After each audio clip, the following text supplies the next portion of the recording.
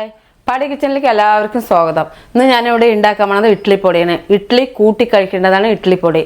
ഇഡ്ഡലി മാത്രമൊന്നുമല്ല, അതായത് നമ്മൾക്ക് ഊത്തപ്പം, അങ്ങനെ എന്താ പറയുക, ദോശ, അതിലെല്ലാം കൂട്ടി കഴിക്കാം. പിന്നെ ചില ആൾക്കാർക്ക് നമ്മളിപ്പോൾ കടയിൽ നിന്നൊക്കെ ഈ മുളക് ബജ്ജി, പിന്നെ പഴംപൊരി, ഇതൊക്കെ മേടിക്കുക. ചിലവർക്കൊക്കെ അത് ഭയങ്കര ഇഷ്ടമാണ്. അതിൽ കൂട്ടി കഴിക്കുന്നത് ഞാൻ കണ്ടിട്ടുണ്ട്. ഒന്ന് പ്രത്യേകം എടുത്ത് പറയാനുള്ളത്, നേരത്തെ ഒരു ഇഡ്ഡലിപ്പൊടി ഞാൻ വിട്ടിട്ടുണ്ട്. അതായത് ഇത് ഇത്തിരി വ്യത്യസ്തമായിട്ടാണ് ഞാൻ ഇഡ്ഡലിപ്പൊടി വിടുന്നത്. അതും ഇതേപോലെ തന്നെയാണ്, പക്ഷെ ഇത് ഇത്തിരി വ്യത്യാസമുണ്ട്. നമുക്ക് കുറേ കാലം എങ്ങനെ സൂക്ഷിക്കാൻ പറ്റും ഇഡ്ഡലിപ്പൊടി? നമ്മൾക്കൊരു കുറച്ച് ദൂര സ്ഥലത്തേക്ക് കൊണ്ടുപോയാലും അവർക്ക് എത്ര കാലം സൂക്ഷിക്കാൻ പറ്റും, അങ്ങനെയൊക്കെ ഉള്ളതായിട്ടാണ് ഞാനിപ്പോൾ ഈ വീഡിയോ വിടുന്നത്. അടിപൊളി ടേസ്റ്റിയും ആയിരിക്കും. അതിലേക്ക് എന്തൊക്കെയാണ് വേണ്ടതെന്നൊന്ന് പരിചയപ്പെടുത്തിയാലോ? അപ്പോൾ ഇഡ്ഡലിപ്പൊടിക്ക് വേണ്ട സാധനങ്ങൾ എന്തൊക്കെയാണെന്ന് ഞാൻ പരിചയപ്പെടുത്തി തരാം. ഫസ്റ്റ് വേണ്ടത്, ഞാൻ അരി എടുത്തിട്ടുണ്ട്. അരി എടുത്തിരിക്കുന്നത് മട്ട അരിയാണ്. ഏത് അരിയും കൊണ്ട് ഇഡ്ഡലിപ്പൊടി ഉണ്ടാക്കുക. ഞാൻ എടുത്തിരിക്കുന്നത് മട്ട അരിയാണ്. പിന്നെ ഉഴുന്ന്, വറ്റൽമുളക്, കറുവേപ്പിലൻ്റെ ഇല, ഉപ്പ്, കായം, കുരുമുളക്, ജീരകം, ഇത്രയും വെച്ചിട്ടാണ് ഞാൻ ഇവിടെ ഇഡ്ഡലിപ്പൊടി ഉണ്ടാക്കുന്നത്. ഓരോന്നും ഞാൻ അത് എന്തിനാണ് എടുത്ത് നിങ്ങൾക്ക് പറഞ്ഞു തരാം. ഞാൻ എടുത്തിരിക്കുന്ന കായം ഈ കായമാണ്. അതായത് നമ്മൾക്കിപ്പോൾ പെട്ടിയിൽ കായം കിട്ടും പൊടി, അത് അത്ര ടേസ്റ്റ് കിട്ടില്ല. പക്ഷേ ഇതും കൊണ്ട് നമ്മൾ ചെയ്യണമെന്ന് വെച്ചിട്ടുണ്ടെങ്കിൽ നല്ല ഒരു ടേസ്റ്റിന് വേണ്ടിയിട്ടാണ് ഞാൻ നിങ്ങൾക്ക് ഇത് പരിചയപ്പെടുത്തുന്നത്. ആ പൊടി ചേർത്താൻ പറ്റില്ല എന്നൊന്നും പറയില്ല, അതും നമുക്ക് ചേർത്താം. മട്ടയരി പറയണത് എന്താണ്, വെള്ളയരി എടുക്കുക. മട്ടയരി എടുത്ത് ഇത്തിരി കളറും കിട്ടും, ഇത്തിരി ടേസ്റ്റ് ഇതിന് ഇത്തിരി കൂടുതൽ കിട്ടുകയും ചെയ്യും. എന്ന് വെച്ചാൽ ഈ മട്ടയരിയിൽ പറയുന്നത് കേട്ടിട്ടുണ്ട് നല്ല വിറ്റാമിനൊക്കെ ഉള്ളതാണെന്ന്. അതുകൊണ്ടാണ് ഞാൻ മട്ടയരി എടുത്തിരിക്കുന്നത്. പിന്നെ ഉഴുന്ന് പരിപ്പിനെ കുറിച്ച് പറയുകയാണെങ്കിൽ, ഉഴുന്ന് പരിപ്പ് ഇപ്പം നമുക്ക് തൊലിയില്ലാത്തത് എടുക്കുന്നുണ്ട് എല്ലാവരും. ഈ ഞാനിപ്പോൾ തൊലി ഇല്ലാത്തതാണ് എടുത്തിരിക്കുന്നത്. തൊലി ഉള്ളതും വെച്ചിട്ടും നമുക്ക് ചെയ്യാൻ പറ്റും. പിന്നെ വറ്റൽമുളക്, അതായത് നിങ്ങൾക്കിപ്പോൾ എരിവ് വേണ്ട വെച്ചിട്ടുണ്ടെങ്കിൽ നമുക്ക് കാശ്മീർ മുളകും ചേർത്താം. അത് കളറ് കിട്ടുന്നോളെ എരിവ് ഉണ്ടാവില്ല, പക്ഷെ ഇത് നല്ല എരിവ് കിട്ടും. എരിവ് വേണ്ടാത്തവർ കാശ്മീർ മുളക് പൊടിയും ചേർത്താം. കറുവപ്പല ചേർത്തുന്നത് എന്താണെന്ന് വെച്ചിട്ടുണ്ടെങ്കിൽ, ഈ കറുവപ്പല നമ്മുടെ ദേഹത്തിന് നല്ലതാണ്. അധികം നമ്മൾ കറുവപ്പലയൊക്കെ എടുത്ത് കളയാണ്. പൊടി കൂടിയാകുമ്പോൾ നമുക്ക് കുറച്ച് നമ്മുടെ വയറ്റിലേക്ക് പോകുമല്ലോ, കൊണ്ട് ഞാൻ കുറേ കൂടുതൽ എടുത്തിരിക്കുന്നത്. ഇത് നിങ്ങൾക്ക് കുറവ് വേണമെങ്കിലും ചേർത്താം, കൂടുതൽ വേണമെങ്കിലും ചേർത്താം. പൊടി ഉപ്പ് ചേർത്തരുത്, കല്ലുപ്പ് മാത്രമേ നമ്മുടെ ആ ഇഡ്ഡലിപ്പൊടിക്ക് ചേർത്താവൂ. അത് പ്രത്യേകം ഞാൻ പറഞ്ഞുതരാം. അപ്പോൾ ഇതൊക്കെയാണ് ഞാൻ ഇതിൻ്റെ പ്രത്യേകം എടുത്തു തരാൻ പറഞ്ഞുതരാം. ചില ആൾക്കാർ ഓരോ വിധത്തിലാണ് ഇഡ്ഡലിപ്പൊടി ഉണ്ടാക്കുക. ചിലവർ പരിപ്പ്, പയറാതെ എന്തൊക്കെയൊക്കെ ചേർത്തി പൊടിക്കും. പക്ഷേ ഈ രീതിയിൽ ചെയ്യുമ്പോഴും നല്ല ടേസ്റ്റി ആയിരിക്കും. ഇത് ഏകദേശം നമ്മളെ ചില്ല് കുപ്പിയിലിട്ട് അടച്ച് വയ്ക്കുകയാണെങ്കിൽ 1 വർഷം നിങ്ങൾ പറയാതെ തന്നെ ഇതിരിക്കും. എല്ലാ വീട്ടിലും ഇത്രയൊന്നും ഉണ്ടാവില്ല. എന്താണെന്ന് വെച്ചിട്ടുണ്ടെങ്കിൽ വേഗം എടുക്കുക. എല്ലാവരും ഈ പൊടി യൂസ് ചെയ്യണവർ എപ്പോഴെങ്കിലുമൊക്കെ ചെയ്യണമെങ്കിൽ നമുക്ക് ഏകദേശം 1 വർഷം വരയ്ക്കും. ഈ പെട്ടി നമ്മൾ തുറന്നു കഴിഞ്ഞാൽ അപ്പം തന്നെ അടച്ചു വെക്കണം. തുറന്ന് വെച്ച് എങ്ങനെയെങ്കിലൊക്കെ പോയി കഴിഞ്ഞാലോ ഒന്നും പറ്റില്ല. ചില്ല് കുപ്പിയിൽ അടച്ചു വെക്കണമെങ്കിൽ 1 വർഷം ഞാൻ ഗ്യാരണ്ടി തരാം. പിന്നെ അപ്പോൾ ഫസ്റ്റ് വേണ്ടത് എന്താണ്, നമ്മൾക്ക് ഈ അരി ഒന്ന് എല്ലാം വറുത്തെടുക്കേണ്ടതാണ്. എണ്ണ തൊടിയിക്കാൻ പാടില്ല. അപ്പോൾ ഫസ്റ്റ് നമുക്ക് അരി ഒന്ന് വറുത്തെടുക്കാം. അപ്പോൾ നമുക്ക് അരി ഒന്ന് വറുത്തെടുക്കാം. കുറച്ച് 2 പ്രാവശ്യമായിട്ടൊക്കെയാണ് ഞാൻ വറുക്കണം. 1 കിലോ അരിയാണ് എടുത്തിരിക്കുന്നത്, അതുകൊണ്ട് 2 പ്രാവശ്യമായിട്ട് വറുക്കുന്നുണ്ട്.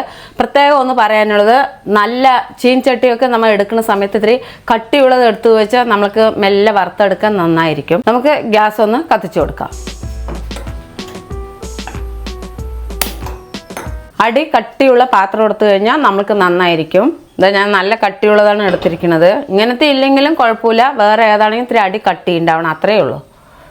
ഇതിലിപ്പോൾ ഞാൻ 1 കിലോ അരി എടുത്തിട്ടുണ്ട്. 2 പ്രാവശ്യമായി വറുത്തെടുക്കുന്നുണ്ട്.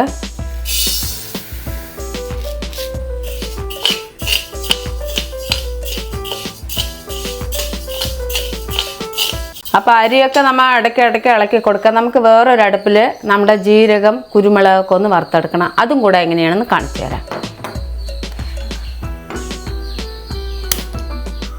ചീൻചട്ടി വെച്ച് കൊടുക്കുന്നത് കട്ടിയുള്ളതാണ്. ഞാൻ 1 കപ്പ് കുരുമുളക് എടുത്തിട്ടുണ്ട്.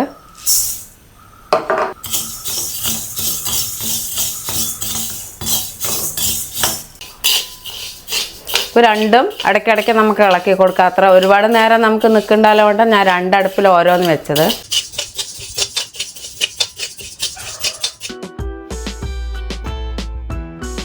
അങ്ങനെ നമ്മുടെ കുരുമുളക് ആയിട്ടുണ്ട്. എല്ലാം ഒന്നിൽ കൊട്ടി കൊടുത്തോളൂ.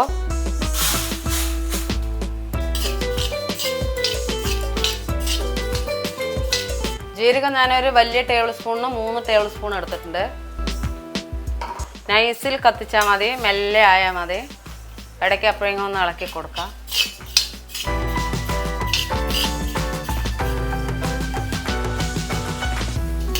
അപ്പോൾ നമ്മുടെ ജീരകം ആയിട്ടുണ്ട്, നമുക്ക് നോക്കാം. ജീരകം നന്നായി ആയിട്ടുണ്ട്. ഇതും കൊട്ടിക്കൊടുക്കുക, എല്ലാം ഒന്നിൽ തന്നെയാണ്.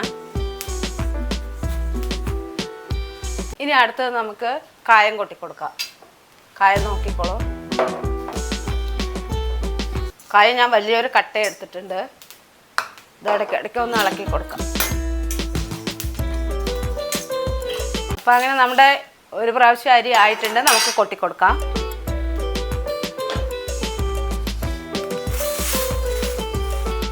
കൊട്ടിക്കൊടുത്ത ഉടൻ തന്നെ നമ്മളൊന്നിങ്ങനെ പരത്തി കൊടുക്കണം. നമുക്കിനി അടുത്ത അരി കൊട്ടിക്കൊടുക്കാം. അരി കൊട്ടിക്കൊടുക്കുന്നത്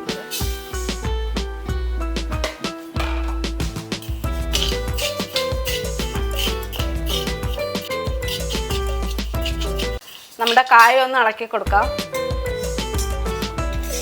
ഏതിലും എണ്ണ ഒഴിക്കരുത്.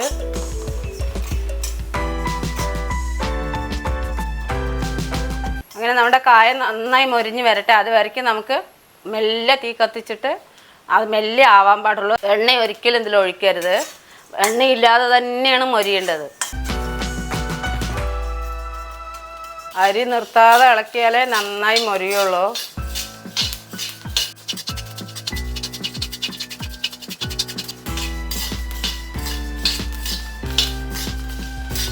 അങ്ങനെ നമ്മുടെ രണ്ടാമത്തെ ട്രിപ്പും ആയിട്ടുണ്ട്. ഞാൻ കൊട്ടി കൊടുക്കാൻ പോകണം, നോക്കിക്കോളൂ.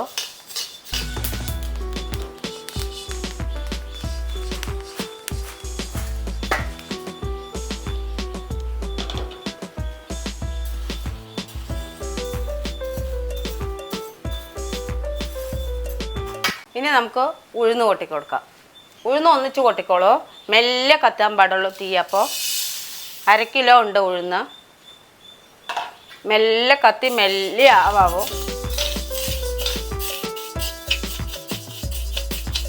അപ്പോൾ അത് മെല്ലെ ആവട്ടെ. അങ്ങനെ നമ്മുടെ കായ എന്താ നല്ല മൊരിഞ്ഞ് വന്നിട്ടുണ്ട്. നന്നായി നോക്കിക്കോളൂ. എണ്ണയില്ലാണ്ട് ഇതാ മൊരിഞ്ഞിട്ടുണ്ട്, നോക്കിക്കോളൂ. അപ്പോൾ നമ്മുടെ കായ ആയി, നമുക്ക് കൊട്ടിക്കൊടുക്കാം. കൊട്ടിക്കൊടുക്കാം. അടുത്തത് നമുക്ക് ഉപ്പിട്ട് കൊടുക്കാം. ഉപ്പ് നല്ല പോലെ മൊരിയണം. ഒരിക്കലും വെള്ളം തിത്ത് നല്ലോണം പോകണം. ഞാൻ ഇങ്ങനെ കാട്ടിത്തരാം. ചിലപ്പോൾ നമുക്ക് ഇത്ര ഉപ്പ് വേണ്ടി വരില്ല. എന്നാലും നമ്മൾ ഇടയ്ക്ക് ഒന്ന് എടുത്തിട്ട് ഉപ്പ് മതിയോ നോക്കണം വേണ്ടിയിട്ടാണ് ഞാൻ ഇത്രയും ഉപ്പ് എടുത്തിരിക്കുന്നത്. അത് നല്ല അങ്ങനെ വെള്ളം നല്ല ഇതായി മൊരിഞ്ഞ് വരട്ടെ. നമുക്കിതൊന്ന് ഇളക്കി കൊടുക്കാം. ഉഴുന്നിൽ ഒരുപാട് തീ കത്തിക്കരുത്. മെല്ലെ ഇളക്കി കൊടുക്കാവൂ.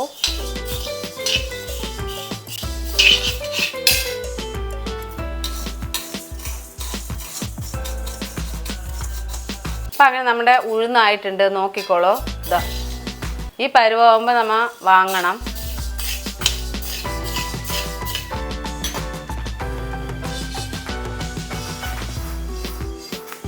അങ്ങനെ 150 വറ്റൽമുളക് ഇട്ട് കൊടുക്കുന്നുണ്ട്, നോക്കിക്കോളൂ. എരിവ് അനുസരിച്ച് ഇട്ടോളൂ. നിങ്ങൾക്ക് കുറയ്ക്കണമെങ്കിൽ കുറയ്ക്കാം, കൂട്ടണമെങ്കിൽ കൂട്ടാം. ഞാനിപ്പോൾ ഇതിൽ 1 കിലോ അരിക്ക് 150 മുളക് എടുത്തിട്ടുണ്ട്.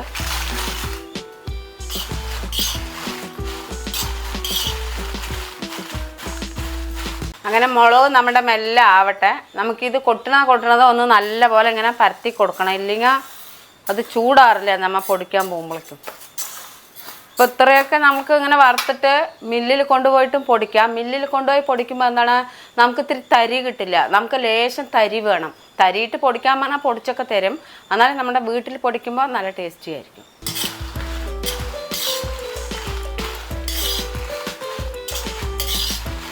അപ്പം അങ്ങനെ നമ്മുടെ ഉപ്പായിട്ടുണ്ട്, നോക്കിക്കോളൂ. ഇതുപോലെ ഇരിക്കണം. നല്ല വെള്ളം വെടിഞ്ഞിട്ട് കണ്ടില്ല, എങ്ങനെ ഇരിക്കണം ഉപ്പ്. നമുക്ക് ഗ്യാസ് ഓഫാക്കാം. ഉപ്പ് ഒരിക്കലും അതിൽ കൊട്ടരുത്. നമ്മൾക്ക് നോക്കിയിട്ട് വേണം. നമുക്ക് അളവായിട്ടേ ഇടാൻ പറ്റുള്ളൂ. കൂടിപ്പോവും.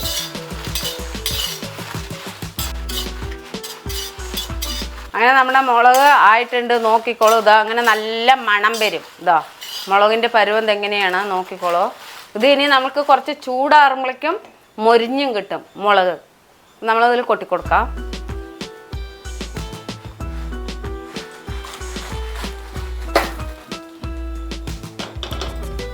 ഇനി നമുക്ക് അടുത്തത് എന്താ വേണ്ടത്, കറുവേപ്പില കൊട്ടിക്കൊടുക്കാം. ഇത് ഞാൻ ഒരു കപ്പ് എടുത്തിട്ടുണ്ട്. എത്ര വേണമെങ്കിലും നിങ്ങൾക്ക് ഇടാം, അല്ലെങ്കിൽ കുറയ്ക്കാം ചെയ്യാം. എനിക്ക് കൂടുതൽ വേണം പറഞ്ഞിട്ട് ഇട്ട് കൊടുത്തിരിക്കണം. ഇത് ഇനി നല്ലോണം ഒന്ന് മൊരിഞ്ഞ് വരട്ടെ. ഇതും അതേപോലെ കമ്മിയിൽ തീ കത്തിച്ചിട്ട് വേണം മൊരിച്ചെടുക്കണമെങ്കിൽ. അങ്ങനെ നമ്മുടെ കറിവേപ്പിലയൊക്കെ ആയിക്കൊണ്ടിരിക്കുകയാണ്. കറിവേപ്പില നിങ്ങൾക്ക് വേണ്ടവർക്ക് കൂടുതലിടാം, വേണ്ടാത്തവർക്ക് കുറച്ചിടാം. ഞാനിതിനിപ്പോൾ ഒരു പാത്രം ഇട്ടിട്ടുണ്ട്, അതായത് ഒരു കപ്പ് നിറച്ചിട്ടിട്ടുണ്ട്. കറിവേപ്പില അടിപൊളി ടേസ്റ്റ് ആയിരിക്കും, നല്ല മണം ഉണ്ടാകും, നമ്മൾക്ക് നല്ലതാണ് കഴിക്കാൻ. അതുകൊണ്ടാണ് ഞാൻ കൂടുതൽ കറിവേപ്പില ഇട്ടത്.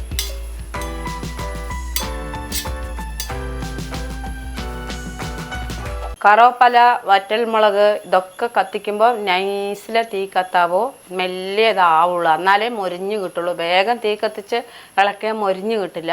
ഇതുപോലെ മെല്ലെ കത്തിച്ചിട്ട് ഇതെങ്ങനെ പാത്രത്തിൽ സൈഡിലൊക്കെ അത് ഓരോ ഇല മാറ്റി മാറ്റി മൊരിക്കാൻ നല്ല പാടാണ്. ഇതേപോലെ ഇപ്പം ഞാൻ കറിവേപ്പില ഉണക്കാൻ വേഗം ഒരു ഐഡിയ പറഞ്ഞുതരാം. വേനൽക്കാലത്താണ് ഇഡ്ഡലിപ്പൊടി പൊടിക്കണമെന്ന് വെച്ചാൽ 2 ദിവസം മുമ്പേ നമ്മങ്ങനെ ഊരിയിട്ട് പ്ലേറ്റിലേക്ക് വെയിലത്ത് വെച്ച് കഴിഞ്ഞാൽ നല്ല പോലെ ഉണങ്ങി കിട്ടും. അപ്പം നമുക്കൊരിത്തിരി ചൂടാക്കേണ്ട ആവശ്യമുള്ളൂ. പക്ഷേ ഇപ്പോൾ മഴക്കാലം ആയതുകൊണ്ടാണ് നല്ല പോലെ ഒന്ന് ചൂടാക്കാൻ ബുദ്ധിമുട്ടുന്നത്.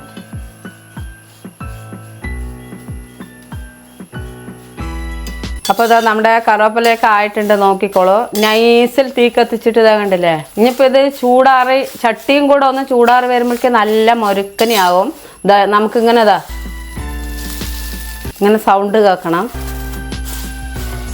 അപ്പോൾ ഇനി നമുക്കിത് കറിവേപ്പില ആയിട്ടുണ്ട്, നമുക്ക് ഗ്യാസ് ഓഫാക്കാം. ഒരു 2 മിനിറ്റ് കഴിഞ്ഞിട്ട് ഒക്കെ ഒന്ന് ചൂടാറട്ടെ, എന്നിട്ട് നമുക്ക് പൊടിക്കുന്നത് എങ്ങനെയാണെന്ന് കാണിച്ചു തരാം. അങ്ങനെ 10 മിനിറ്റ് കഴിഞ്ഞു, ചൂടാറിയിട്ടുണ്ട്. നമുക്ക് നോക്കാം. എന്താ നല്ല പോലെ ചൂടാറിയിട്ടുണ്ട് കറിവേപ്പില. അപ്പോൾ അതങ്ങനെ ഇരിക്കും, ഇങ്ങനെ ആവണം. നമുക്കിതും കൂടെ കൊട്ടിക്കൊടുക്കാം.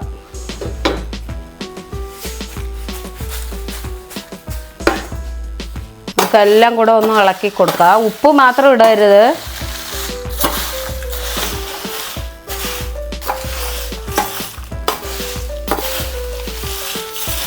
അപ്പോൾ ഇതാ നല്ല പോലെ ചൂടാറിയിട്ടുണ്ട്. ഇതാ നോക്കിക്കോളൂ. ഇനി നമുക്കിതിനെയൊക്കെ ഒന്ന് പൊടിച്ചെടുക്കാം. പൊടിച്ചെടുക്കുന്നത് എങ്ങനെയാണെന്ന് ഞാൻ കാണിച്ചു തരാം. ഇതുപോലെ ഒരു ജാർ എടുക്കുക, ജാറിൽ കുറേശ്ശെ ഇട്ട് പൊടിക്കുക. ഇല്ല മില്ലിൽ കൊണ്ടാൽ പൊടിക്കണമെന്ന് വെച്ചാൽ പൊടിക്കുക.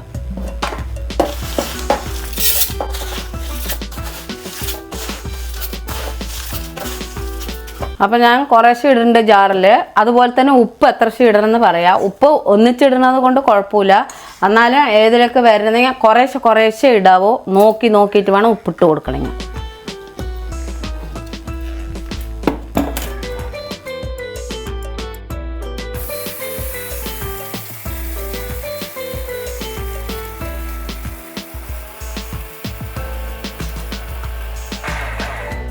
അപ്പോൾ ആയിട്ടുണ്ടോയെന്ന് നമുക്ക് നോക്കാം. ഇതാ കൊട്ടിക്കൊടുക്കുക. നമുക്കൊരു ലേശം തരി വേണമെന്നുണ്ടെങ്കിൽ നല്ല പൊടിക്കാണ്ട് കുറച്ച് തരിയാക്കി പൊടിക്കണം.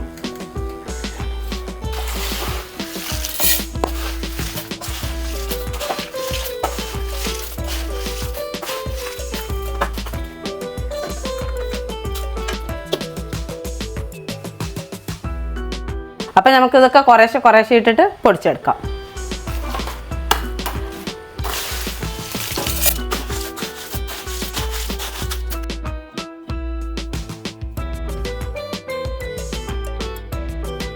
അപ്പം അങ്ങനെ നമ്മുടെ ലാസ്റ്റായി നോക്കിക്കോളൂ.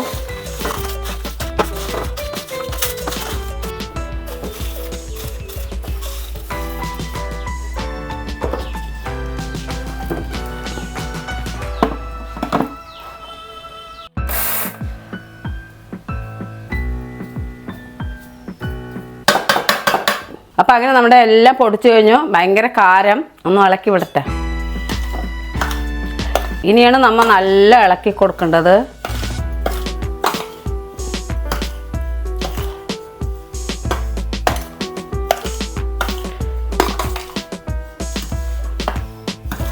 അപ്പം അങ്ങനെ നമ്മുടെ ചെറിയൊരു വീഡിയോ, അതായത് ഇഡ്ഡലിപ്പൊടിൻ്റെ ചെറിയൊരു വീഡിയോ നിങ്ങൾക്ക് ഇഷ്ടപ്പെട്ടു എന്ന് ഞാൻ വിചാരിക്കണം. ഇതേപോലെ എല്ലാവരും ചെയ്യുക. എന്താണെന്ന് വെച്ചാൽ ഇതിലൊരു പ്രത്യേകത പറഞ്ഞാൽ ഏതിലും എണ്ണയോ വെള്ളമോ തൊടാൻ പാടില്ല, ഇത്രയേ ഉള്ളൂ. അതേപോലെ ഇതുപോലെ നല്ല ചില്ലിൻ്റെ ബോട്ടിൽ തുടച്ചെടുക്കണം. എന്നിട്ട് നമുക്ക് ആവശ്യത്തിന് എടുത്തിട്ട് ഇതിങ്ങനെ നല്ല ടൈറ്റ് ആക്കിയിട്ട് വേണം വെക്കണമെങ്കിൽ. അപ്പം നമ്മൾക്ക് ഏകദേശം 1 വർഷം അല്ലെങ്കിൽ 6 മാസം വരെ ഇതിൻ്റെ കാരും ഇതും ഒരേപോലെ ആയിരിക്കും. ഞാൻ ഉപ്പിലടക്കം എങ്ങനെയാണ് വെള്ളം കളയണമെന്ന് നിങ്ങൾക്ക് കാണിച്ചു തന്നിട്ടുണ്ട്. ഇതിനേക്കാൾ ഇനി കിടിലമായിട്ടുള്ള വീഡിയോ ഞാൻ വിടുന്നതായിരിക്കും. അതുവരയ്ക്കും ബായ്.